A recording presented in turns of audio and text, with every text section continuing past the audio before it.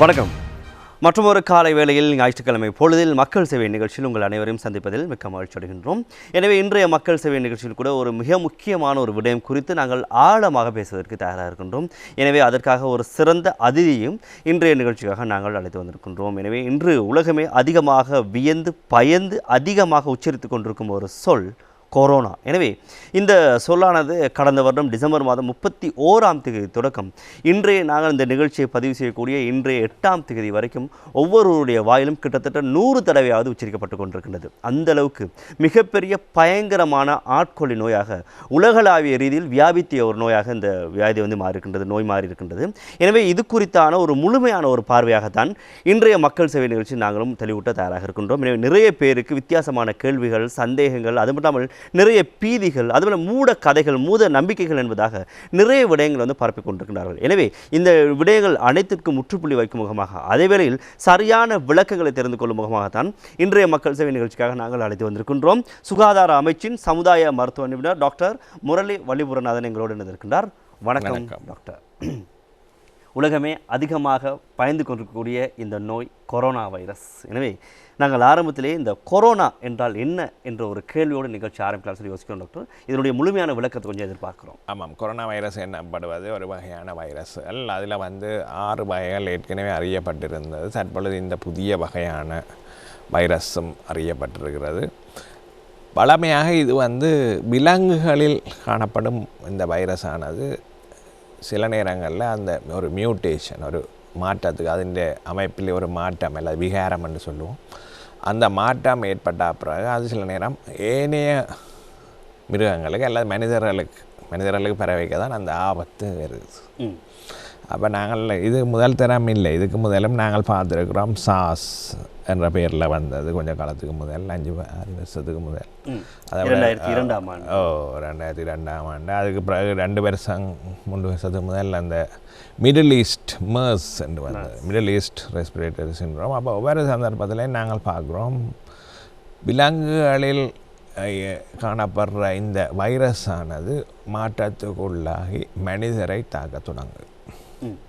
அப்போ தாக்க தொடங்கில தான் இந்த பிரச்சனை உருவாகி வருகிறது. அப்போ இதன் தாக்கத்தின் காரணமாக இது வைரஸ் தாக்கம் மண்டபடியால் பழமையாக நாங்கள் கொடுக்குற ஆன்டிபயோட்டிக்ஸ்ன்னு சொல்கிறோம். அதாவது நோய் கிருமி கொல்லிகள் அதுகள் வேலை செய்யாது. அப்போ அதால் நாங்கள் வைரஸுக்கு எதிரான விசேட நுணுக்கமான மருந்துகளை கண்டுபிடிக்கணும். இல்லாட்டி நாங்கள் பொதுவாக சொல்லுவோம், இலங்கையிலேயும் உலகளாவிய ரீதியிலையும் இன்றைக்கு வைரஸுகளுக்கு எதிரான நோய்கள் வளமையாக நாங்கள் கட்டுப்படுத்துகிறது தடுப்பூசி. அதாவது மனித உடல்லையே அதுக்கு எதிரான நோய் எதிர்ப்பு சக்தியை உருவாக்குறோம். சிறு வயதிலேருந்து உங்களுக்கு தெரியும், சின்ன பிள்ளைகளுக்கு நாங்கள் தடுப்பூசிகளை கொடுக்கல அந்த நோக்கம். அதாவது இளம்பிள்ளவாதம், போலியோ தொடக்கம் அநேகமான இந்த வைரஸால் ஏற்படுற வருத்தங்களுக்கு எதிராக நாங்கள் தடுப்பூசிகளை போட்டு அவர்களை அந்த நோய் ஆபத்திலிருந்து பாதுகாக்கிறோம். ஆனால் இப்படியான மாற்றங்களுக்கு உள்ளாகி புதிய வைரஸ் வரைக்குள்ள அதுக்குரிய தடுப்பூசி ஏற்கனவே இல்லை. அப்போ அதை கண்டுபிடிக்கும் வரை அது ஒரு பிரச்சனையாக இருக்குது. எனவே நீங்கள் சொல்கிற விஷயத்தின்படி இந்த கொரோனா வைரஸ்க்கான சரியான தடுப்பு மருந்து இன்றும் கண்டுபிடிக்கப்படவில்லை. ஆமாம், இந்த படத்தில் நாங்கள் பார்க்கலாம். அதாவது இந்த முறை இந்த நோயானது பாம்பில் இருந்து வந்தேன்னு சொல்லி இந்த பாம்பான அந்த குறிப்பாக எந்த பாம்பு என்பதாக ஏதாவது அடையாளம் இருக்கு? இது குறிப்பாக இந்த வுஹான் மாநிலத்தில் உங்களுக்கு தெரியும், பழமையாக சீனாவை அண்டிய நாடுகளில் இந்த பாம்பு ஒரு டேஸ்டான உணவாக அங்கே கருதப்படும் சீனர்களுக்கு. அப்போ அதில் இந்த பாம்பை அவர்கள் சாப்பிடல, அதில் இருந்து அந்த வைரஸ் பரவி இருக்கலாம். பழமையாக சொல்லுவோம், அந்த மிருகங்களில் பரவுகிற வைரஸ் ஆனது சரியாக நாங்கள் அதை சமைச்சு உயர்ந்த வெப்பநிலையில் கொதிக்க வச்சா பழமையாக பல வைரஸ்கள் அழிந்துவிடும். அப்படி செய்யாமல் அறகுறையாக சாப்பிடல தான் இந்த நோய் கிருமிகள் பரவுகிற சந்தர்ப்பம் இருக்குது. ஆனால் கடந்த காலத்தில் ஏற்படுற இந்த படத்தை பார்க்கலாம்.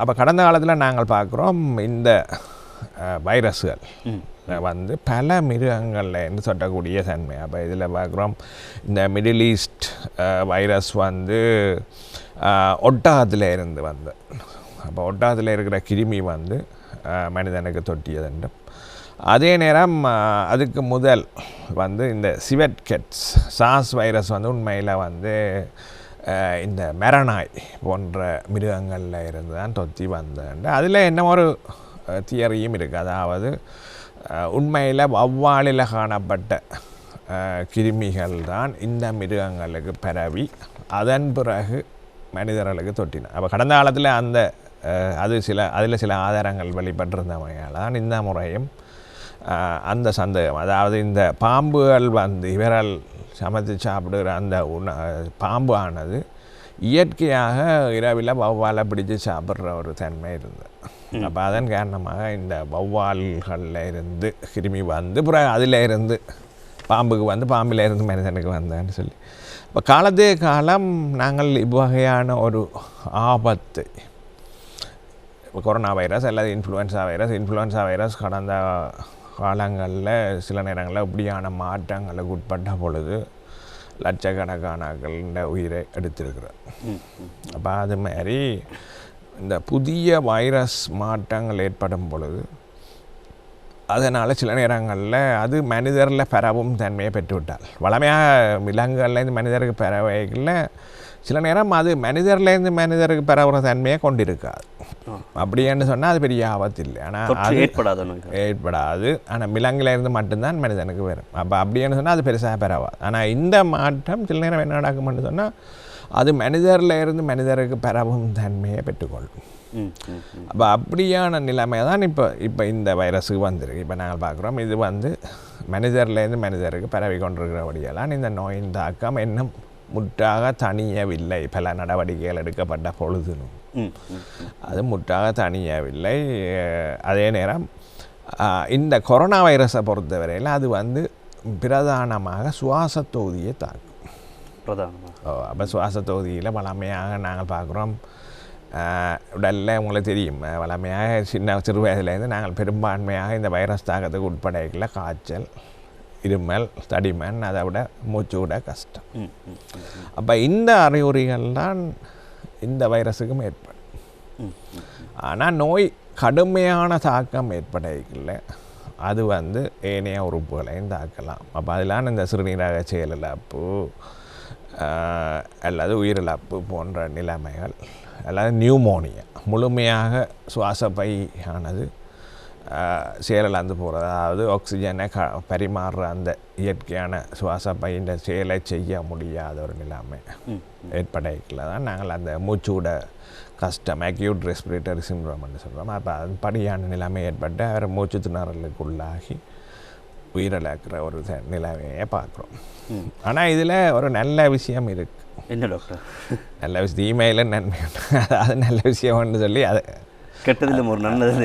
இப்போ நாங்கள் பார்க்குறோம், இதுவரை வெளியிடப்பட்ட புள்ளி விவரங்களின் படி 100ல் 2 பேருக்கு குறைவாகத்தான் நோய் கிருமிகளின் தாக்கத்துக்கு உள்ளானவர்கள். 100 பேரில் 2 பேருக்கு குறைவாகத்தான் உயிரிழப்பு ஏற்படும். 100ல் 2. அப்போ 98 பேர் வருத்தம் மாறி சுகமாக இருக்கு, குணமடைகின்றார். இப்போ இலங்கையிலையும் ஒரு ஆளுக்கு வந்தேன்னு சொல்லி அப்போ அவருக்கு வருத்தம் மாறிவிட்டார்.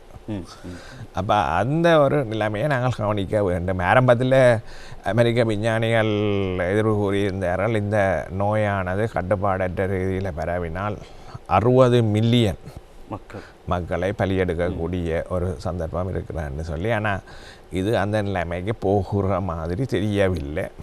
ஆனால் நிச்சயமாக பாதுகாப்பு நடவடிக்கைகளை பரவும் முறையில் கட்டுப்படுத்துகிற நடவடிக்கைகளை நாங்கள் எடுத்துக்கொள்ளணும். அதே நேரம் விழிப்புணர்வை ஏற்படுத்த வேண்டும்.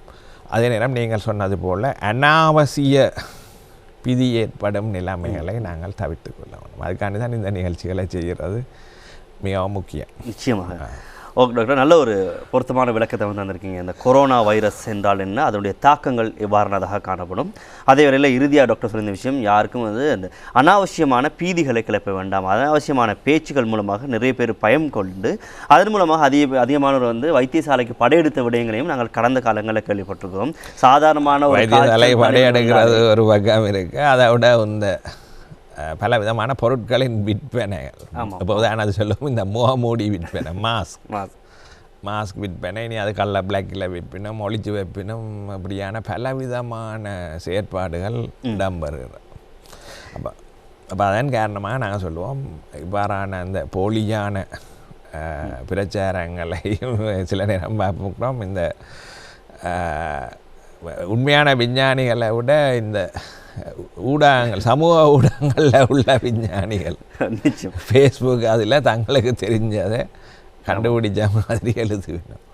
அப்போ அதன் காரணமாக பல சந்தர்ப்பங்களில் நாங்கள் பார்க்குறோம், மக்கள் உண்மையாக பயப்பட வேண்டிய நிலையிலும் அதிகமாக பயப்படும் ஒரு நிலைமை இல்லை என்பதாக சொல்கிறோம். அதாவது அது போலியாக தான் இந்த ஊடகங்களை பார்த்து பலர் குறிப்பாக இந்த சமூக ஊடகங்கள் அதில் வர இந்த மெசேஜஸை பார்த்து தான் வாட்ஸ்அப், ஃபேஸ்புக், வைபர் போன்றவற்றில் வெறும் செய்திகளை நம்பிக்கொண்டு பலவிதமான பயப்பிராந்தியில் இதே நேரம் அதுக்கு எதிர்மறையான போலியான செய்திகளும் வருது.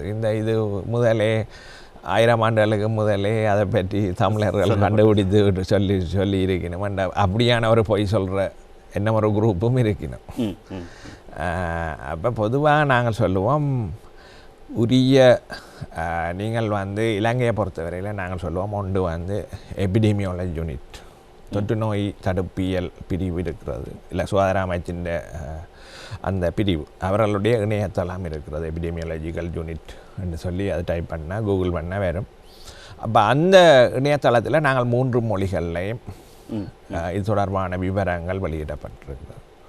இதை விட ஆங்கிலம் தெரிந்தவர்கள் உலக சுகாதார ஸ்தாபனத்தின் இணையதளத்திலேயே நேரடியாக பார்த்து கொள்ளலாம். ஒவ்வொரு நாளும் இந்த இணையதளங்களில் டெய்லி அப்டேட் என்று போடுவிடும்.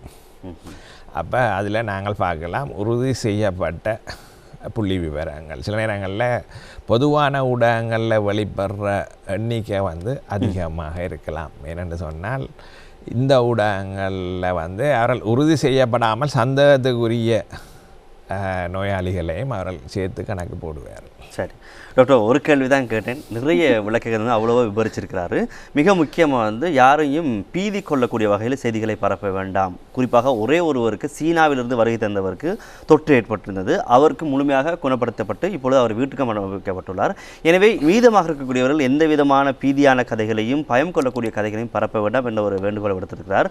குறிப்பாக இந்த கொரோனா வைரஸ் கிட்டத்தட்ட 98 பேருக்கு குணப்படுத்தக்கூடியது, 100ல் 2 மாத்திரம்தான் மரணிக்கின்றார்களே தவிர 98 பேர் குணமாகி வீடு செல்கின்றார்கள். ஒப்பீட்டளவில் இப்போ பார்த்தால் இப்போ டெங்குவில் உண்மையாக 100 பேருக்கு வந்தால் அது 2 பேருக்கு கூட உயிரிழப்பு ஏற்படலாம். அதே நேரம் இப்போ உதாரணத்துக்கு இந்த ரேபீஸ் விசர்க்கடி நோய் அது வந்தால் 100% அந்த விசர்நாயக்கடி தாக்கம் ஏற்பட்டால் அவர்கள் உயிரிழக்க வேண்டியது. அப்போ அப்படியான பல உண்மையான ஆபத்தான நோய்கள் இங்கே இருக்குது. ஆனால் இந்த உலகத்தை பார்த்து எல்லாரும் இதுதான் உலகத்திலேயே பயங்கரமான நோய் என்பதாக பரப்புரை செய்கின்றார். அதே நேரம் நாங்கள் பார்க்குறோம், கடந்த காலத்தில் ஏற்பட்ட சாஸ் நோயில் கூட அதன் தாக்கம் இந்த முறை வந்திருக்கிற கொரோனா வைரஸை விட அதிகமாக இருந்தது. அதான் 800 பேர் பதிவாகியிருக்கிறார்கள். 2002ஆம் ஆண்டு அது சீனர்களுக்கு நோய் தொற்று இருந்தது. இதன் மூலமாக 800 பேர் மரணித்திருக்கின்றார்கள். தற்போதைய இலங்கை நிலைமை என்று சொல்லிக்க இதில் நீங்கள் இந்த படத்தில் பார்க்கலாம்.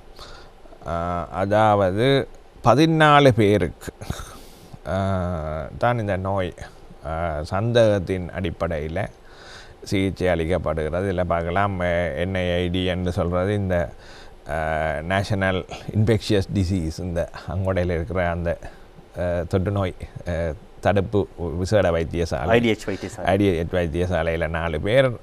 இதில் ஒரு ஆளுக்கு மாத்திரம்தான் இந்த ஆய்வுகூட பரிசோதனை மூலமாக இந்த நோய் ஏற்பட்டிருக்கிறது, உறுதி செய்யப்பட்டிருக்கிறது. அவர் குணமாகிவிட்டார். அது அடுத்தது அதை விட நாங்கள் பார்க்குறோம், பதுளை வைத்தியசாலையில் ஒருவர், அனுராதபுரத்தில் ஒருவர், இதை விட கண்டி வைத்தியசாலையில் 4 பேர், ராகமகளில் ஒரு ஆள், நிகம்புல 3 பேர், மொத்தமாக 14 பேர் இந்த நோய் சந்தேகத்தின் பேரில் சிகிச்சை அளிக்கப்பட்டது. அதாவது அவர்களுக்கு சீனாவுடன் தொடர்புடைய பயணம் அல்லது அதை விட இந்த அறிகுறிகள் நோய் சம்பந்தமாக இருந்தன்னு சொல்லி சிகிச்சை அளிக்கப்பட்டது. ஆனால் ஆய்வுக்கூடத்தில் பரிசோதிக்கும் பொழுது ஒரே ஒருவருக்கு மாத்திரம்தான் உறுதிப்படுத்தப்படல. அப்போ மற்றவர்களுக்கு உண்மையில் இந்த நோய் ஏற்படவில்லை என்று தான் நாங்கள் எடுத்துக்கொள்ள வேண்டும். முற்றுமுழுதாக இந்த கொரோனா நோய் தொடர்பான தொற்று தொடர்பான ஒரு விளக்கமாகத்தான் இன்றைய நிகழ்ச்சி அமைத்துக் கொண்டிருக்கின்றது. நிறைய மக்களுக்கு விழிப்புணர்வு ஊட்ட வேண்டிய ஒரு தேவை ஏற்பட்டிருக்கின்றது. அதன் நிமித்தமாக தான் இன்றைய காலை வேளையில் அது சம்பந்தமாக நாங்கள் முதலாவது நிகழ்ச்சியாக இந்த வசந்தம் டிவியில் அமைத்துக் கொண்டிருக்கின்றோம். எனவே தொடர்ச்சியாக இன்னும் நிறைய விடயங்களை பேசுவதற்கு நாங்கள் தயாராக இருக்கின்றோம். டாக்டர் ஆரம்பத்தில் பேசியிருந்த பொழுது இந்த மாஸ் வைரஸ் தாக்கியிருந்தது. எனவே இதன் மூலமாக கூட அதிகமானோர் மரணித்திருந்தார்கள். குறிப்பாக சீனாவை தளமாக கொண்டு 8,000 பேர் வரையில் மரணித்திருந்தார்கள். எனவே அதனைத் தொடர்ந்து மாஸ் வைரஸும் கூட சவுதி அரேபியாவை மையமாக கொண்டு தாக்கியிருந்தது. எனவே சாஸ், அதற்கு பிறகு மார்ஸ், இப்பொழுது அதிகமாக அச்சுறுத்தக்கூடிய ஒரு வைரஸாக இந்த கொரோனா மாறி இருக்கின்றது. எனவே இது குறித்து தான் இப்பொழுது நாங்கள் பேசிக் கொண்டிருக்கின்றோம். டாக்டர், அடுத்த கேள்வி, குறிப்பாக இந்த கொரோனா வைரஸுடைய தாக்கம் உலகளாவிய ரீதியில் அதிகமான நாடுகளை வியாபித்திருக்கின்றது. இதன் மூலமாக அதிகமான நாடுகள் தங்களுடைய நாளாந்த கடமைகளையே செய்வதை தவிர்த்துவிட்டு இந்த நோய் பின்னாலேயே ஓடிக்கொண்டிருக்கின்றது. எனவே உலகளாவிய ரீதியில் இப்பொழுது இந்த நோயுடைய தாக்கம் எவ்வாறு காணப்படுகின்றது? ஆமாம், நாங்கள் இந்த படத்தில் பார்க்கலாம். அதாவது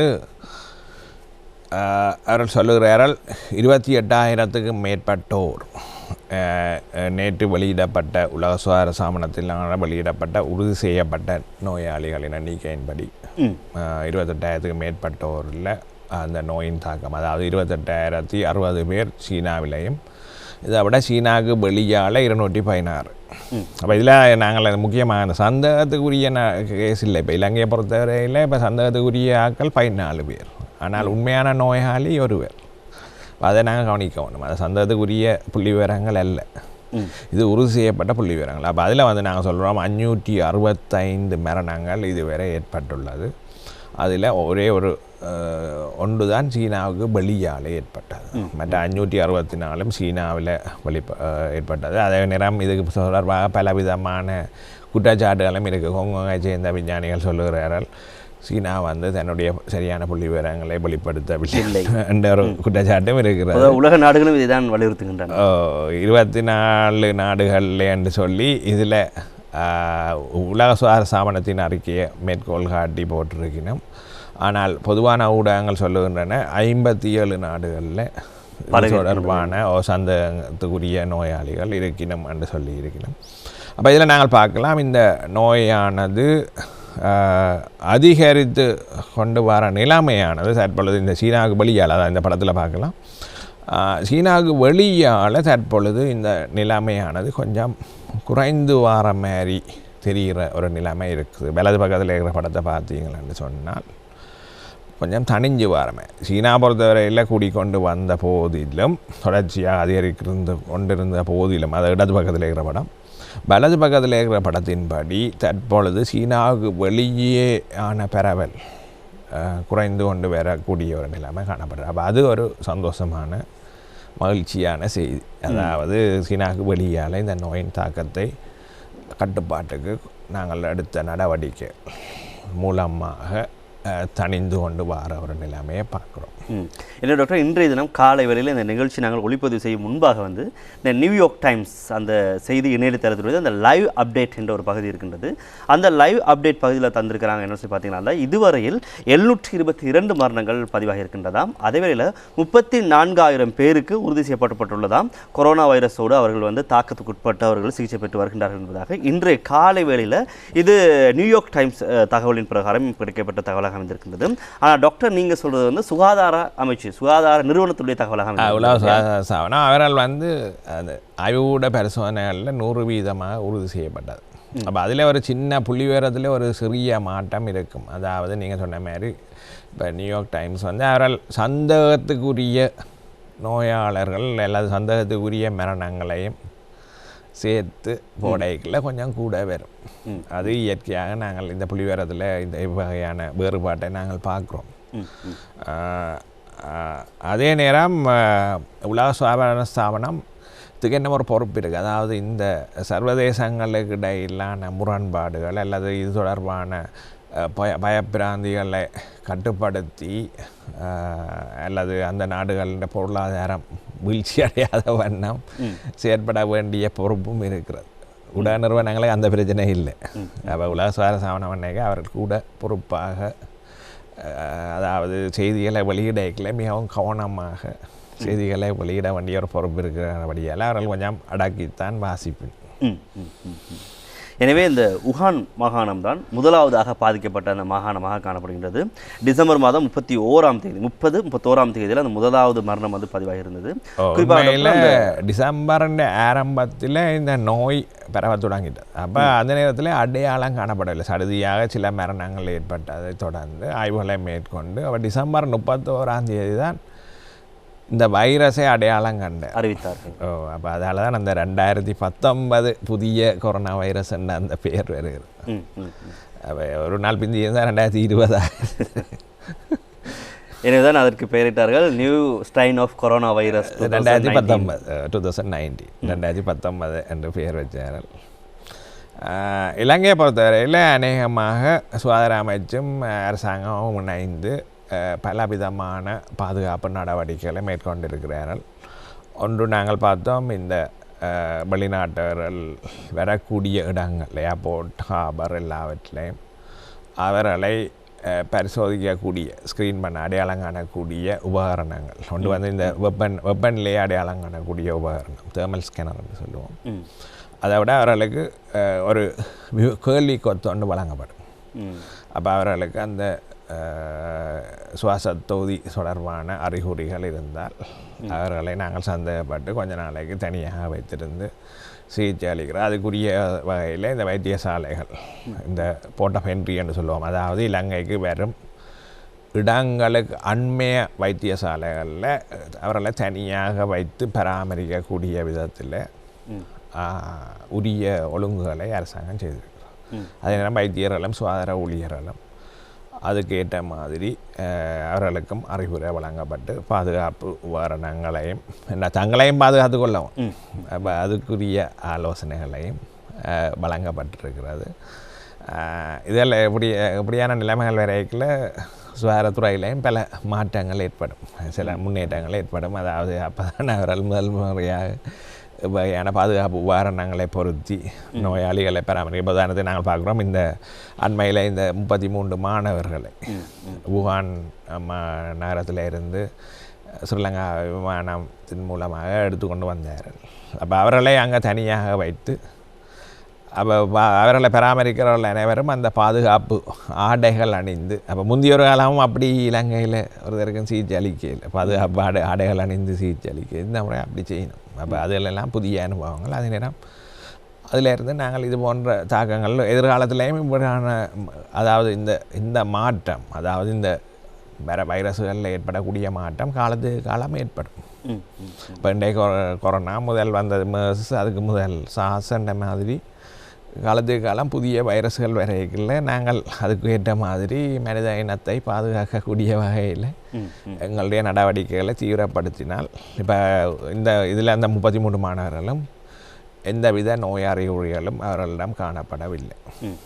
அப்போ அதே நேரம் உங்களுக்கு தெரியும், இந்த சீனாவை சேர்ந்த ஒரு பெண்மணி இலங்கையில் வந்து அவருக்கு இது நோய் உறுதி செய்யப்பட்டது. ஆனால் அவருக்கு முழுமையாக நோய் மாறி அவர் குணமடைந்து விட்டார். இப்போ அதே நேரம் நாங்கள் அதுக்காக இப்போ சீனர்களை கந்துட்டு ஓட வேண்டிய அவசியம் இல்லை. அப்போ அப்படியான நகைச்சுவையான காட்சிகளும் இந்த ஊடகங்கள் மூலமாக வாட்ஸ்அப் அதில் ஜோக்ஸ் மாதிரி போடினோம்.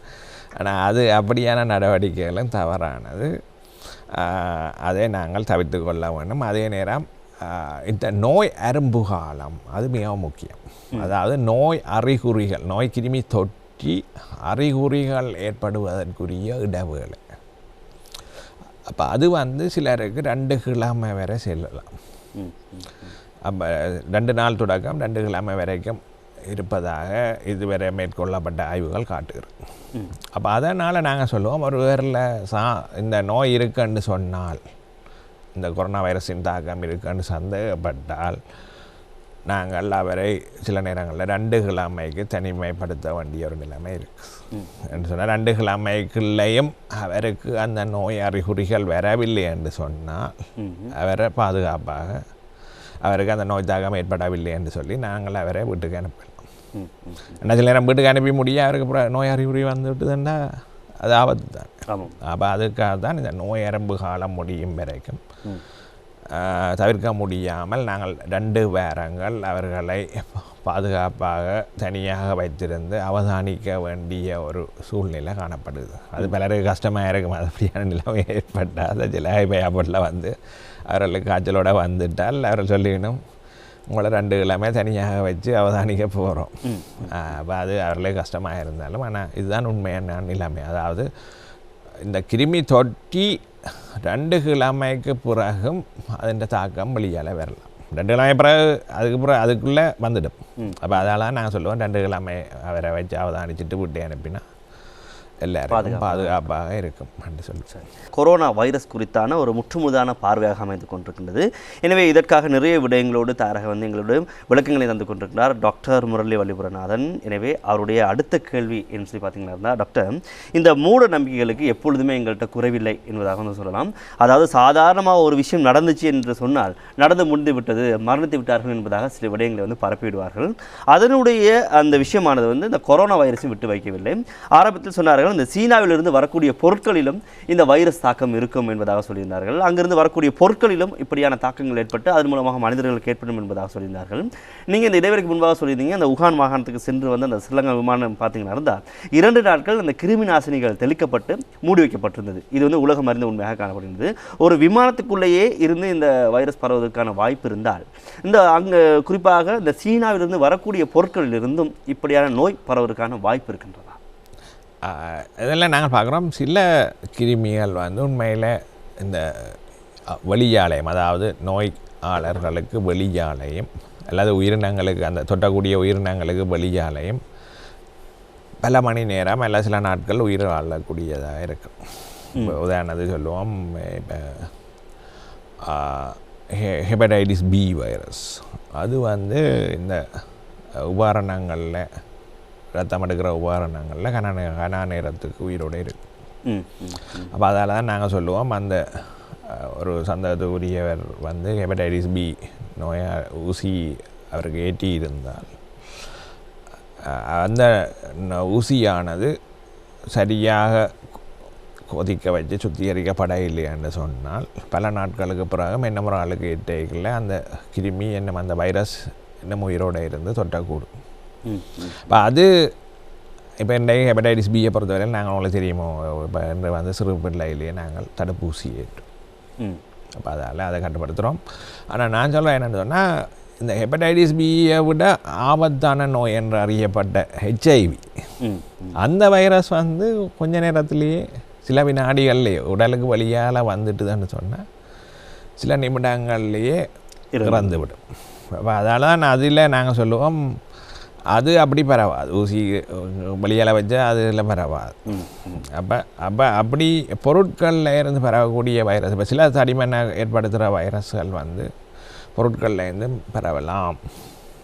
இப்போ அதெல்லாம் சொல்லுவோம், இந்த என்ன ஹேண்டில் அந்த என்ன அரைண்ட கதவு கைப்பிடி அதுகளிலேருந்து பரவக்கூடிய வைரஸ் எல்லாம் இருக்குது. ஆனால் இந்த வைரஸை பொறுத்தவரையில் இது இவ்வாறாக பரவுவது அறியப்படவில்லை. அப்போ இது வரைக்கும் நாங்கள் சொல்கிறோம் இதன் பிரதானமான பரவல் முறையானது அதாவது காற்றின் மூலமாக, காற்றில் வந்து ஒரு ஆள் இருமினால் தும்மினால் அதில் இந்த ட்ராப்லெட்ஸ்ன்னு சொல்லுவோம், சிறிய நீர் துகள் திவலை என்று சொல்லுவோம். இப்போ அந்த திவலைகளை நாங்கள் மூச்சு காற்றில் எடுத்தால் அது வந்து பரவலாம். சில நேரங்களில் அது கண்களில் போய் படிந்தாலும் அந்த நோய் பரவக்கூடும். என்ற கண்ணில் இருக்கிற அந்த மென்சாவின் வழியாகவும் இந்த வைரஸ்கள் ஊடுருவலாம். ஆனால் இன்னும் அது 100% நிரூபிக்கப்படவில்லை. இப்பொழுதுதான் அதுக்குரிய ஆய்வுகள் மேற்கொள்ளப்பட்டு வருகின்றன. அதே நேரம் நாங்கள் சொல்லுவோம், வளமையாக இந்த கொரோனா வைரஸ் கடந்த காலத்திலையும் நாங்கள் பார்த்துருக்கிறோம், அதாவது நீர்த்திவலைகள், அதாவது இந்த இருமுறை தும்முறது. அப்போ நோய் சந்தேகப்பட்டால் அவர் வந்து அதுக்குரிய முகமூடியை அணிந்து கொள்ள வேண்டும். வளமையாக நாங்கள் சொல்லுவோம் இந்த சர்ஜிக்கல் மாஸ்க்குன்னு சொல்லுவோம். இந்த படத்தில் அதை பார்க்கலாம்.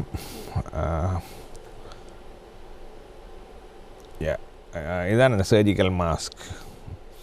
நாங்கள் சொல்லுவோம் இன்று வந்து பொதுமக்கள் சும்மா ரோட்டில் போய்க்கல இதை போட்டு கொண்டு போக தேவையில்லை. இப்போ சிலரை பார்த்தா நீங்கள் பார்த்துருப்பீங்களே, இப்போ பயத்தில் எல்லா இடமும் போட்டு கொண்டு போகும். ஆமாம். அது தேவையில்லை. உண்மையில் இது யாரை பாதுகாக்க போகுதுன்னு சொன்னால் அவரில் இருந்து மற்றவர்களுக்கு தொற்றுவதைத்தான். அப்போ தொற்று ஏற்பட்டவர் தான் அணிய வேண்டும் அப்படியா? தொற்று ஏற்பட்டவர் நிச்சயமாக அணிய வேண்டும். அதுலேயும் அந்த புறப்பக்கமாக போடக்கூடாது. இந்த கலர் பக்கம் வந்து வெளியால் வரவும். வெள்ளை கலர் உள்ளுக்கு இருக்க வேண்டும். வெள்ளை கலர் உள்ளுக்கு இருக்கணும். கலர் பக்கம் மாற்றி போட்டால் அது பாதுகாப்பு வராது. அந்த ஃபில்டர் வந்து ஒரு செயல் இருக்குது. அதே நேரம் நாங்கள் பார்க்குறோம். இப்போ இதெல்லாம் வந்து இப்போ உண்மையில் அந்த இப்போ இப்போ இப்போ ஒரு சர்ஜன் சத்திர சிகிச்சை நிபுணர் சத்திர சிகிச்சை செய்யல இது போடுவார். இப்போ அதில் 2 விதமான பாதுகாப்பு இருக்குது. ஒன்று வந்து சர்ஜன் உடம்புல ஏதாவது கிருமிகள் இருந்தால் அது நோயாளிக்கு பெறவாது. ஏன்னா அவரை தானே வட்டி அங்கே மெசையில் வச்சுருக்குது. அப்போ அவரோட உடல் உள்ளுறுப்புகள் எல்லாம் திறந்தபடி இருக்குது. அப்போ அவருக்கு அதை இவர் இருமினாலோ தும்பினாலோ அது பெறவாது. அப்போ அது நோயாளிக்கு பாதுகாப்பு. அதே நேரம் ஆப்ரேஷன் செய்யல சில நேரம் இந்த ரத்தமோ இல்லை வேறு திரவங்களோ தெளிக்கக்கூடிய வாய்ப்புகள் இருக்குது. அப்போ அதை பாதுகாக்கிறதுக்காண்டி தான் உண்மையாக இந்த மாஸ்க் போடுறோம். ஆனால் உங்களுக்கு தெரியும் இது இப்படி நாங்கள் துணியை கட்டினாலும் சுவாசிக்கல இந்த கரையால் மேலால் காற்று வரும். அப்போ இது வந்து இப்போ இதான் நீங்கள் போட்டுக்கொண்டு பிளேனில் போனால் அது உங்களை பாதுகாக்காது. அப்போ அது மிகவும் எல்லோரும் அறிந்து கொள்ளணும். சும்மா போய் எல்லோரும் போட்டுக்கொண்டு ஓடி திரிகிறது இல்லை, பிரியோசனம் இல்லை. இப்போ நான் பார்க்குறேன் பஸ்ஸில் போகிறார்கள் எல்லோரும் அதை போடிட வேண்டாம், மெட்டாலில் இருந்தால் அது தங்களுக்கு பெறவாது. அப்படி இல்லை, உண்மையாக அவரில் இருந்தால் மெட்டாலுக்கு பரவாக்கூடாது. இப்போ இதில் நாங்கள் உண்மையான மாஸ்க் வந்து இந்த படத்தில் காட்டப்பட்டிருக்கு. N95 மாஸ்க் இந்த படத்தை பார்க்கலாம். அது வந்து உண்மையாக 2 பேண்ட் இருக்குது. ஒன்று வந்து இப்படி போடுறது, மற்றது பின்னுக்கு சைடுக்கு போடுற பேண்ட். அப்போ அதை நாங்கள் போடைக்குள்ள ஏர் டைட்டாக அது வாயை மூடிக்கொள்ளும். அப்போ அதை போட்டால் வாயை மூக்கையை மூடிக்கொள்ளக்கூடிய ஒரு முகமூடி. அப்போ சுவாசம் தடைப்படுவதற்கான வாய்ப்பு இருக்குமா டாக்டர்? இல்லை, அது ஃபில்டருகளால் அவர் சுவாசிக்கலாம். ஆனால் அது வந்து என்ன செய்யும்னு சொன்னால் இந்த கரையால் காற்று வராது. அப்போ அது ஃபில்டருகளால் தான் காற்று வரும். இது வந்து பல நோய்களுக்கு எதிராக இந்த மாஸ்க் வேலை செய்கிறத நாங்கள் கடந்த காலத்தில் பார்த்துருக்குறோம். உதாரணத்துக்கு கசரோகம் உங்களுக்கு தெரியும், காற்றின் மூலமாக கசரோக நோயாளி இருமேக தும்மேக அந்த கிருமிகள் பெறவெல்லாம். அப்போ அதிலேருந்து பாதுகாக்கிறது நாங்கள் கடந்த காலத்தில் பாவிச்சிருக்கிறோம். இதே போல் பலவிதமான சுவாசப்பை நோய்கள் இல்லை நீங்கள் சொன்னது போல் கடந்த காலத்தில் சாஸ் நோயோ அதுகள் ஏற்படைகளையும் நாங்கள் இந்த முகமூடி உண்மையான பாதுகாப்பை வழங்கும். அப்போ உண்மையாக ஒருவர் நோய் தொற்றிலேருந்து தன்னை பாதுகாக்க வேண்டும் என்று சொன்னால் இவ்வாறான உயர்ந்த ரக முகமூடியை அணிய வேண்டும். ஆனால் நாங்கள் அதை பொதுமக்கள் அணிய வேணும் என்று சொல்ல இல்லை. என்னென்னு சொன்னால் ஆபத்தில் இருக்கிறார்கள்லாம் அணிய வேணும். இப்போ உதாரணத்துக்கு ஒரு டாக்டர் வேலை செய்கிறார், அந்த இடத்துல வெளிநாட்டிலேருந்து வாராக்கள் நோயாளிகளை அவர் பார்க்க போகிறார் என்று சொன்னால் அவர் கட்டாயம் அணியும். என்ன எல்லார்ட்டையும் அவருக்கு தொத்தும்.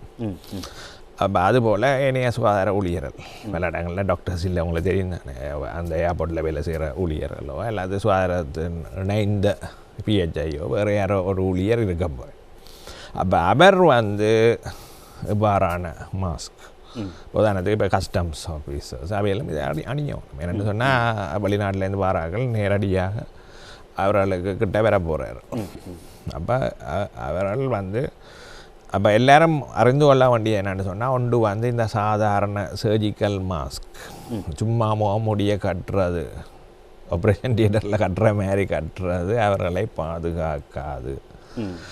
ரெண்டாவதாக இந்த N95 இது வந்து அது வந்து டிஸ்போசபிள். ஒரு நாள் பாவிச்சுட்டே நீங்கள் அந்த ஆப்ரேஷன் முடிஞ்சவுடனே அவர் கலட்டி வீசி விடுவார், அது திருப்பி பாவிக்கிறதில்லை. ஆனால் அதே நேரம் இது வந்து நாங்கள் சுத்தப்படுத்தி கொஞ்சம் நாளைக்கு பாவிக்கலாம், அது கொஞ்சம் விலையும் கூட. ஆனால் இந்த வகையான மாஸ்கை தான் உண்மையாக ஆபத்தில் இருக்கும் ஊழியர்கள் தங்களுக்கு பாதுகாப்பாக அணிந்து கொள்ள வேண்டும்.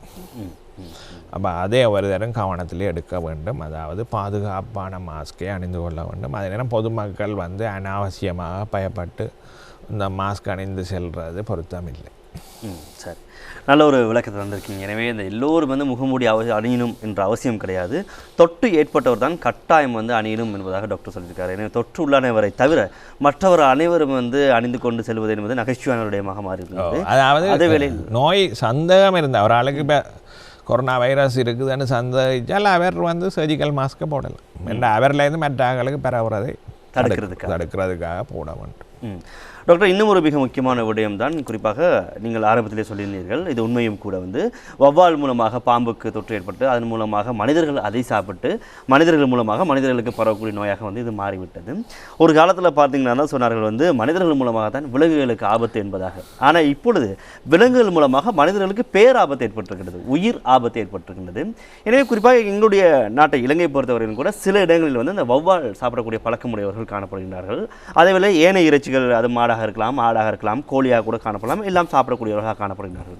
ஆனால் இப்பொழுது நிலைமை எவ்வாறு இருக்கின்றது சொல்லி பார்த்தோமாக இருந்தால், இலங்கையில் கூட இந்த இறைச்சி கடைகளுடைய அந்த நாட்டம், இறைச்சி சாப்பிடுவதற்கான அந்த மக்களுடைய தொகை வீழ்ச்சி அடைந்திருக்கிறது, சட்டிதியாக குறைவடைந்திருக்கின்றது.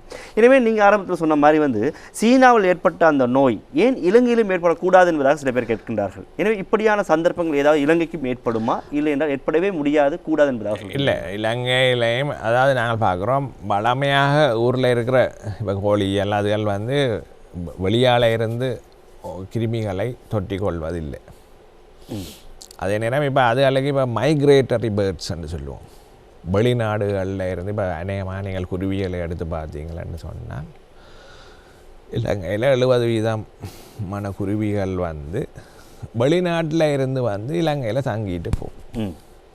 அப்போ அந்த குருவிகளோட தொடர்பு ஏற்படக்கூடிய கடந்த காலத்தில் இந்த H1N1 அந்த வைரஸை பற்றி எல்லாரும் கதைச்சு கொண்டு இருந்தார்கள். அப்போ அவர்கள் சொன்னது என்னென்னு சொன்னால், அப்படியான குருவிகள் இலங்கையில் உள்ள குருவிகளுக்கு அண்மையில் வந்தால் சில நேரம் அதில் இருந்த இவ்வாறான கிருமிகள் பரவலாம். அதே நேரம் நீங்கள் சொன்ன மாதிரி ஏனைய மிருகங்கள்லேருந்து பரவுற தன்மைகள் இருக்குது. கடந்த காலத்திலே நாங்கள் பார்க்குறோம், அதாவது வைரஸ் இல்லை, வேறு வகையான கிருமிகள், வேறு வகையான நோயை ஏற்படுத்தக்கூடிய, உதாரணத்துக்கு நாடாப்புழு. கடந்த காலத்தில் சரியாக சமைக்கப்படாத மாட்டிறைச்சியோ அல்லது பன்றிறைச்சியில் இருந்து இந்த நாடாப்புழு பரவுறது தெரியும் எல்லாருக்கும். அப்போ அது மாதிரி விலங்குகளில் இருந்து காலத்துக்கு காலம் பல்வேறு விதமான கிருமிகள் பரவுற நிலைமை இருந்தது. ஆனால் இந்த கொரோனா வைரஸை பொறுத்தவரையில் நாங்கள் பார்க்குறோம், எந்த விதமான உயிரினம் என்றாலும் நாங்கள் சரியாக சமைத்தால் அது அநேகமான நோய் கிருமிகள் அழிந்துவிடும். அதாவது சில பேர் அரையவியலோடு சாப்பிடுவார்கள். அந்த அரையவியல் மற்றதானா இந்த பெட்டைக்குள்ள கவனமே இருக்கும். அது எங்கே வச்சு அதை அந்த உயிரினத்தை வெட்டி அதுலேருந்து அப்பைக்கு அது சில நேரம் வெட்டுற ஆளுக்கு பரவற ஆபத்துகள் கூட. அப்போ அது அவர்கள் கவனமாக இருக்கணும். அதே நேரம் சமைக்கும் பொழுது நாங்கள் சரியாக அதை முழுமையாக எண்ணெயில் போட்டு வடிவாக பொரித்தாலோ அல்லது தண்ணியில் வடிவாக கொதிக்க வச்சு குழம்ப வச்சாலோ அந்த ஆபத்து இல்லாமல் போயிடும். என்னென்னு சொன்னால், அநேகமான கிருமிகள் எல்லாம் வெப்பத்தை தாங்க மாட்டுது. அப்போ அது கொஞ்சம் வடிவாக சூடு காட்டி கொதிக்க வச்சா அந்த கிருமிகள் அழிந்து விடும். அதிகாலத்தில் உங்களுக்கு தெரியும், இந்த டிஸ்போசபிள் இன்ஸ்ட்ருமெண்ட்ஸ் வேற முந்தின காலத்தில் எல்லாத்தையும் கொதிக்க வைக்கிறோம். கொதிக்க வச்சு திருப்பி பயன்படுத்து. பிறகு சில நுணுக்கமான கிருமிகள் அவ்வாறாக கொதிக்கும் பொழுது கூட அழியவில்லை என்பதற்காக தான் அப்புறம் இந்த டிஸ்போசபிள் மெத்தட் வந்தது. அதை ஒரு கால் பாவிச்சு போட்டு அறிந்து விடுவார். நீடில்ஸ், அந்த ப்ரியோன்ஸ்ன்ற ஒரு நோய் வந்தது இடையில். அப்போ அது வரைக்கெல்லாம் இந்த முதன்முறையாக, அதாவது இந்த கொதிக்க வைக்கிற நிலை முறையானது நோய் கிருமிகளை அழிக்கும் அந்த கொதிக்க வைக்கிற முறைக்கு ஒரு சவால் ஏற்பட்டது. மற்றும்படி வளமையாக நாங்கள் வீட்டில் வடிவாக தண்ணியில் கொதிக்க வச்சா 10-15 நிமிஷம் கொதிக்க வச்சால் அல்லது எண்ணெயில் போட்டு, எண்ணெயை உங்களுக்கு தெரியும் தண்ணியை விட கூட வெப்பநிலையில் கொதிக்கும். ஆமாம். அப்போ அதில் நாங்கள் ஒரு 5 நிமிஷமோ 10 நிமிஷமோ அது பழமையாக பொரிக்கிற மாதிரி பொரித்தால் அநேகமாக எல்லா கிருமிகளும் இறந்து விடும். அதில் அது பாதுகாப்பாக இருக்கும். அதில் பயம் இல்லை. ஆனால் இந்த இவியல் சிலர் என்ன செய்கிறான்னு சொன்னால், இந்த சீனர் எலும்பரு சிலருடைய சமையல் முறையில் இந்த சரியாக கொதிக்க வைக்காமல் அரையவியலாக அல்லது அரை பொரியலாக சில நேரம் பச்சையாகும் சில உணவுகளை அவர்கள் சாப்பிடுவார்கள் இந்த உயிரினங்கள். அப்பைக்குள்ள தான் இந்த ஆபத்து வருது. குறிப்பாக அந்த பாம்பை வெட்டி விட்டு கூட அந்த தருணத்தில் இரத்தத்தை உரிவார்கள், இரத்தத்தை குடிப்பார்கள் சீனர்கள். இப்படியான நிலையும் கூட ஏற்படுகின்றது இல்லையா? ரத்தத்தை குடிக்கிறார்கள் இலங்கையில் இருக்கணும். ஆனால் அவையல் ரத்தத்தை சமைச்சு சாப்பிடுவேன். அப்போ அதாவது ரத்தத்தை உங்களுக்கு தெரியும் தானே, வறுத்து தான் இங்கே சாப்பிடுவேன். அப்போ அப்படியான வறுக்கும் பொழுது அதில் அந்த கிருமிகள் அழிஞ்சிடும். அதை விட்டுட்டு பச்சையாக குடிக்க வலிக்கிட்டார். முந்தின காலத்தில் இந்த முட்டையை பச்சையாக குடிக்கிற ஆக்கள் இருந்துச்சு. நம்ம பொதுவாக இளம் பிள்ளைகள் சாமதிய படைக்கல, அதாவது பூ பெய்தும் காலத்தில். ஆமாம், இன்றும் அது வளமையாக இருக்கு. அப்போ நாங்கள் சொல்லுவோம் பச்சை முட்டையை குடிக்கிறது சில நேரங்களில் கோழிகளில் ஏதாவது நோய் கிருமிகள் இருந்தால் அது அந்த முட்டையில் இருக்கிற வாய்ப்பு இருக்குது. உதாரணத்துக்கு இந்த சல்மனெல்லான்னு சொல்லுவோம், நெருப்பு காய்ச்சலை ஏற்படுத்தக்கூடிய கிருமிகள். அது போன்ற சில கிருமிகள் உயிரோடு இருக்கலாம். அப்போ உண்மையாக பாதுகாப்பாக நாங்கள் சாப்பிடணும்னு சொன்னால் ஒன்றில் முட்டையை அவிக்கணும், அல்லாட்டி பொரிக்கும். அதை விட்டுட்டு பச்சையாக முந்தின மாதிரி குடிக்கிறது 100% பாதுகாப்பு இல்லை. கோழிக்கு ஏதாவது சொட்டு இருந்தால் அதிலிருந்து பிள்ளைக்கும் அந்த முட்டை மூலமாக குடிக்கிறவருக்கு வரலாம் என்ற ஒரு அபாய நிலை இருக்குது. ஆனால் அதுக்காண்டி முந்தின காலத்தில் பச்சை முட்டை குடிச்சாங்களுக்கு வருத்தம் வந்தாண்டு இல்லை, வருமுன் காப்போம். ஆனால் இது இப்போ சிலர் முந்தி சொல்கிறது என்னென்னு சொன்னால் உணவுகளை பச்சையாக சாப்பிடக்கலாம், அதில் கூட கனி உப்பு சத்துக்கள் கிடைக்கும், விட்டமின்கள் அதிகமாக. அது உண்மை. என்னென்னு சொன்னால் கொதிக்க வைக்கலையோ அல்லது பொறிக்கலையோ பலவிதமான விட்டமின்களும் இந்த உடலுக்கு அவசியமான பொருட்கள் அழியுது. அப்போ அதால் தான் நாங்கள் சொல்லுவோம் இந்த வதக்கி பொரிச்சு குழம்பு வைக்கிறது போன்றவற்றை செய்ய வேண்டாம். அது ருசியாக இருந்தாலும் அதில் இருக்கிற அனைத்து சத்துகளும் அழிக்கப்பட்டுவிடும். அப்போ அதை நாங்கள் சொல்லுவோம். ஆனால் அதே நேரம் எவ்வளவு நாங்கள் பச்சையாக சாப்பிட்றோமோ அந்த நிலத்தில் அதை கவனமாக கையாளணும், இல்லாட்டி நோய் கிருமிகள் பரவுற தன்மை இருக்குது. இப்போ அதாவது பழங்களை சொல்லுவோம், பழங்களை சமைச்சு சாப்பிடலாம். அப்போ அதை கழுவுக. அப்போ ஒன்று சொல்லுவோம், அதில் வெளிப்புறத்தில் நாங்கள் வடிவாக கழுவணும். குறிப்பாக நோய் கிருமிகளின் தாக்கம் இருக்குன்னு சந்தேகிச்சா என்ன ஒரு வழி இருக்கிறது, அதாவது உப்பு தண்ணியில் கழுவுறது. அப்போ உப்பு தண்ணி என்ன செய்யணும்னு சொன்னால் அந்த பிரசாரணம் காரணமாக பல கிருமிகளை அழிச்சுடும். அப்புறம் திருப்பி நல்ல தண்ணியில் கழுவி போட்டு. எனவே இன்றைய மக்கள் சேவை நிகழ்ச்சியை பொறுத்தவரையில் நிறைய விடயங்களை நாங்கள் பேசிவிட்டோம். எனவே இன்றைய நிகழ்ச்சியுடைய இறுதி கட்டத்துக்குள் நாங்கள் நகர்ந்திருக்கின்றோம். டாக்டர், இந்த பாதுகாப்பு முறைகள் என்பது எல்லோருக்கும் மிக மிக அவசியமானது, தடுப்பு முறைகள் என்பதாகவும் சொல்லலாம். எனவே இந்த கொரோனா வைரஸ் தாக்கும் முன்பாக இல்லை சொன்னால் அது பாதிப்பு ஏற்படுவதற்கு முன்பாகவே எவ்வாறான நடவடிக்கைகளை மேற்கொண்டால் அதிலிருந்து முற்றுமுழுதாக எங்களை பாதுகாத்துக் கொள்ளலாம் என்பதான விளக்கங்களை சொல்லுங்கள். ஆமாம், ஒன்று நாங்கள் சொல்லுவோம், இந்த படத்துலையும் பார்க்கலாம். அதாவது நோய் சந்தேகத்துக்குரியவர்களை நாங்கள் தேவையில்லாமல் போகக்கூடாது கிட்ட.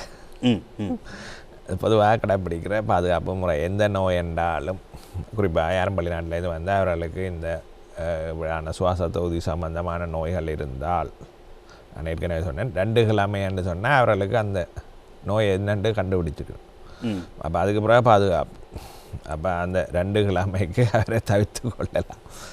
அதாவது இவ்வாறான அறிகுறிகள் இருக்குன்னு சொன்னால், அப்போ நோயாளிகளும் தங்களுக்கு அவ்வாறான அறிகுறிகள் இருந்தால் மற்றவர்களை பாதுகாக்கிறதுக்காண்டி அவர்களை சந்திப்பதை தவிர்த்து கொள்ள வேண்டும். அப்போ நெருக்கமாக போய் அவருக்கு முன்னால் இருமி கொண்டிருக்கிறவருக்கு முன்னால் போய் இருக்கக்கூடாது. அப்படி அவர்கள் இருக்கிறான்னு சொன்னால் அவர் அந்த சந்தேகத்துக்குரிய நோயாளியை மாஸ்கை போட சொல்லுவோம். அடுத்தது நாங்கள் சொல்லுவோம், இந்த கை உழுக்கிறது அவற்றின் மூலமாக சில நேரம் இந்த நோய் கிருமி பெறவெல்லாம். அதே நேரம் நோயாளியோட பழகிறவர்களும் வைத்தியசாலை ஊழியர்கள் அடிக்கடி கைகளை கழுவிக்கொள்ள வேண்டும். சுத்தமான ஓடுற நீரில் கையை கழுவிக்கொண்ட தேவைண்டா கொஞ்சம் அதுக்குரிய அந்த சொல்யூஷன்ஸ் சோப் அல்லது திரவங்களை பயன்படுத்தியும் கையை கழுவிக்கொள்ளலாம். அடுத்தது இந்த மிருகங்கள் சந்தேகத்துக்குரிய நோய் உள்ள மிருகங்களை தவிர்த்து கொள்ள வேண்டும். அப்போ இப்போ நாங்கள் பார்க்குறோம், இது இந்த கொரோனாவில் இப்போ இந்த வௌவால்கள் அல்லது பாம்புகள். அப்போ அது இலங்கையில் உள்ள ஆளுக்கு பொருந்தாது. என்ன இலங்கையில் இருக்கிற வௌவாலோ அல்லது இலங்கையில் இருக்கிற பாம்புகளோ வேறு வர்க்கத்தை சேர்ந்தது. அங்கே இருக்கிற அந்த நோய் கிருமிகளை கடத்திய மிருகங்கள் வேறு இனங்கள். அதன்படியால் இலங்கையில் இருக்கிற பாம்புகளோ இலங்கையில் இருக்கிற வௌவால்களோ இந்த நோயை கடத்தும் அபாயத்தில் இருக்கவில்லை. ஆனால் பொதுவாக நாங்கள் சொல்லுவோம், சமைத்த உணவுகள் பாதுகாப்பானவை, சரியாக சமைத்த உணவு. அதே நேரம் அறகுறையாக சமைத்த உணவுகளோ அல்லது இந்த இறைச்சியோ சமைக்காமல் இருந்தால் அதிலேருந்து கிருமிகள் தொட்டக்கூடிய வாய்ப்புகள் இருக்குது. எனவே இவைகள் தான் இந்த பாதுகாப்பு. மற்றது நாங்கள் சொல்லுவோம், நெருக்கமான பப்ளிக் க்ரௌடட் பிளேசஸ். அப்போ அதை தவிர்த்து கொள்ளணும். இப்போ நோட்டத்தில் நோய் பரவி கொண்டு வருதுன்னு சொன்னால் அந்த இடத்துல இருக்கிற ஒரு பொதுவான இடம், உதாரணத்துக்கு ஏர்போர்ட். அல்லது அந்த இடத்துல இருக்கிற பஸ் அதுகளில் வந்து அந்த நோயாளிகள் வந்து அதனாலேருந்து நோய் கிருமிகள் பரவக்கூடிய வாய்ப்புகள் இருக்குது. அப்போ அவ்வாறான இடங்களை நாங்கள் தவிர்த்து கொள்ள வேண்டும். அப்போ இப்படியான நிலைமைகள் ஏற்படைகளில் சீனாவை அண்டிய நாடுகளுக்கு விமானத்தில் போகிறது உண்மையில் அபாயத்தை ஏற்படுத்தலாம். மற்றது எங்களுடைய கண்கள் மூக்குகள் வாயை வந்து நாங்கள் அடிக்கடி சிலருக்கு அந்த கையால் தடவுற பழக்கம் இருக்குது. அப்போ அதை தவிர்த்து கொள்ள வேண்டும். மற்றது நாங்கள் இருமைக்கையும் தும்மைக்கையும் இயல்பான பழக்கத்தை, அதாவது ஹேங்கியாலேயோ அல்லது ஒரு துணியாலேயோ மூடிக்கொண்டு அதை செய்ய, அது இயற்கையாக உங்களுக்கு தெரியும், எல்லாருக்கும் அந்த நாரியமான அந்த பழக்கம் இருக்கும். அப்போ அதை நாங்கள் செய்து கொண்டால் உண்மையிலே அந்த இருமைக்கையோ தும்மைக்கையோ நோய் கிருமிகள் நீண்ட தூரத்துக்கு தெரிச்சு போகிற தன்மையை தவிர்த்து கொள்ளலாம். இதெல்லாம் பொதுவாக தற்பொழுது உலக சுகாதார ஸ்தாபனத்தாலேயும் ஏனைய நிறுவனங்களாலேயும் வழங்கப்பட்ட அறிவுரையாக உள்ளது. சரி, எனவே இன்றைய மக்கள் சேவை நிகழ்ச்சியானது குறிப்பாக அந்த கொரோனா வைரஸ் தொற்று, அதனுடைய பாதிப்பு, அதிலிருந்து எவ்வாறு எங்களை நாங்கள் பாதுகாத்துக் கொள்ளலாம் என்பதாக பல்வேறு விடயங்கள் இன்றைய நிகழ்ச்சி நாங்கள் பேசியிருந்தோம். தொடர்ச்சியாக சுகாதார அமைச்சர் பவித்ரா தேவி வன்னியாராய்ச்சி அவர்கள் குறிப்பிட்டு வருகின்ற விடயம்தான், இலங்கையை பொறுத்தவரையில் 99% இந்த விடயமானது கட்டுப்பாட்டில் உள்ளது. 1% தான் இது பரவுவதற்கான வாய்ப்பு இருக்கின்றது. எனவே அதிகமான பீதி கொண்டு மக்களையும் பீதியடை செய்ய வேண்டாம். அப்படி ஏற்பட்டால் அதை கட்டுப்படுத்துவதற்கு சுகாதார அமைச்சு முற்றுமுதாக தயாராக இருக்கின்றது என்ற அறிவித்தலை வந்து விடுத்திருந்தார். எனவே அது குறித்து டாக்டர் எதை சொல்ல இல்லை, அதில் வந்து இப்போ வளமையாக அரசாங்கங்கள் வந்து மக்களுக்கு நம்பிக்கையை ஊட்டக்கூடிய விதத்தில் செய்திகளை வெளியிடும். ஆனால் அதே நேரம் நாங்கள் பார்க்குறோம், இன்றைக்கு வந்து உண்மையில் டாக்டர்ஸுக்கோ அல்லது சுகாதார சேவை ஊழியர்களுக்கோ உரிய இந்த முகமூடிகள் கூட இன்னும் சரியாக வழங்கப்படவில்லை. இப்போ இப்படியான பிரச்சனைகள் இருக்குது. ஆனால் வளமையாக அரசாங்கங்கள் வந்து ஏனைய நாடுகளுடனான தங்களுடைய உறவுகளை சீராக்குவதற்காகவும் அதே நேரம் மக்கள் வந்து அனாவசிய பதட்டத்துக்கு உள்ளாகினால் அது அரசாங்கத்துக்கு ஒரு பிரச்சனையாக வரும் என்பதற்காக அவ்வாறான தகவல்களை தெரிவிப்பார்கள். ஆனால் உண்மையில் இன்னும் பல நடவடிக்கைகள் மேற்கொள்ளப்பட வேண்டும். ஆனால் அவர் சொன்னது உண்மைதான். அதாவது இன்று வந்து இலங்கையில் இருக்கிற எல்லாரும் அனாவசியமாக பயப்பட வேண்டிய அவசியம் இல்லை. இருந்தால் அதை கட்டுப்படுத்த அரசு நடவடிக்கை எடுக்கும் என்பதை வந்து சொல்லியிருந்தாங்க. எனவே இந்த தகவலோடு இன்றைய மக்கள் சேவை நிகழ்ச்சி வந்து நாங்கள் நிறைவு கொண்டு வருகின்றோம். எனவே அனாவசியமான பீதி பயம் கொண்டு உங்களுடைய வேலைகளை நீங்கள் தடை போட்டுக் கொள்ள வேண்டாம். தொடர்ச்சியாக உங்களுடைய வாழ்க்கையும் உங்கள் நடைமுறையும் தொடரட்டும். அப்படி ஏதாவது மீறி பிரச்சனைகள் வந்தால் அதை கட்டுப்படுத்துவதற்கு டாக்டரை போன்ற சுகாதார அமைச்சர்களும் சுகாதார நிறுவனர்களும் அதே நேரத்தில் சுகாதார வைத்தியர்களும் தயாராக இருக்கின்றார்கள் என்ற விடயத்தையும் நாங்கள் ஞாபகப்படுத்திக் கொண்டு இன்றைய நிகழ்ச்சிக்காக இணைந்து கொண்டு பல்வேறு விடயங்களை எங்களோடு பகிர்ந்து கொண்ட சுகாதார அமைச்சருடைய சமுதாய மருத்துவ நிபுணர் டாக்டர் முரளி வள்ளிபுரநாதன் அவர்களுக்கு எங்களுடைய மனமார்ந்த நன்றிகளை இந்த வழியில் தெரிவித்துக் கொண்டோம். நன்றி டாக்டர். நன்றி. இன்னும் ஒரு ஆரோக்கியமான மக்கள் சேவை நிகழ்ச்சியில் சந்திக்கின்றோம். அதுவரைக்கும் விடைபெற்று செல்கின்றோம். நன்றி, வணக்கம்.